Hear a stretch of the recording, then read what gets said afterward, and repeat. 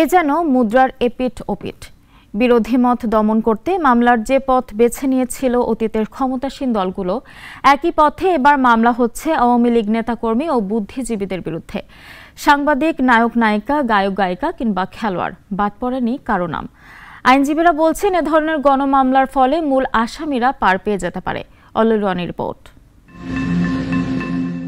৫ August পদত্যাগ করে দেশ ছাড়ার পর ১৩ই আগস্ট মামলা হয় শেখ হাসিনার নামে। এরপর ৫ সেপ্টেম্বর পর্যন্ত গত ২৩ দিনে ১৩০টি মামলায় আসামি করা হয় তাকে। এছাড়াও দলের সভানেত্রী সহ নেতাকর্মীদের নামে মোট মামলা হয় ২৯৪টি। নাম উল্লেখ করে আসামি করা হয় ২৬,২৬৪ জনকে। অজ্ঞাতনামা আসামি ১,৬৮,৫৫৫ জন। প্রথমবার মামলার আসামি হন শেখ হাসিনার বোন শেখ রেহানা। তালিকায় আরও আছেন ছেলে সজীব ওয়াজেদ জয়, মেয়ে পুতুল সহ আত্মীয় স্বজনদের অনেকেই।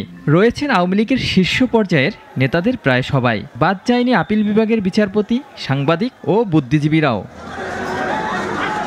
তবে সাবেক রাষ্ট্রপতি আব্দুল হামিদ, সাবেক মেয়র সেলিনা হায়াত আইবি, ক্রিকেটার সাকিব আল হাসান, নায়ক ফেরদৌস ও ডিপজল, সাবেক এমপি ব্যারিস্টার সুমন ও মন্ত্রী সামন্তলাল সেনকে হত্যা মামলায় আসামি করায় অবাক হয়েছেন অনেকেই। শুধু তাই নয়, হত্যা মামলায় আসামি করা হয় বাফুফের সভাপতি সালাউদ্দিন ও বিসিবির সাবেক সভাপতি নাজমুল হাসান পাপনকেও।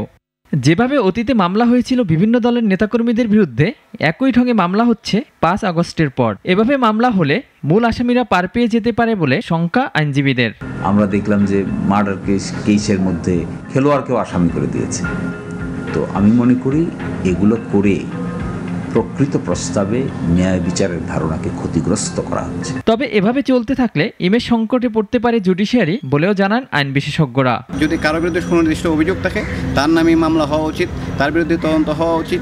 যদি কোনো ব্যক্তিকে ঢালাওভাবে কোনো অভিযোগ ছাড়া দেওয়া হয়, তখন আমাদের জুডিশিয়ারি সম্পর্কে, আমাদের বিচার ব্যবস্থা সম্পর্কে একটা নেগেটিভ ইমেজ তৈরি হয়। গেল কয়েকদিনে এখন পর্যন্ত ৩০ জনের বেশি আওয়ামী লীগের শীর্ষ পর্যায়ের নেতাদের হত্যা মামলায় আটক দেখিয়ে রিমান্ডে নিয়েছে পুলিশ।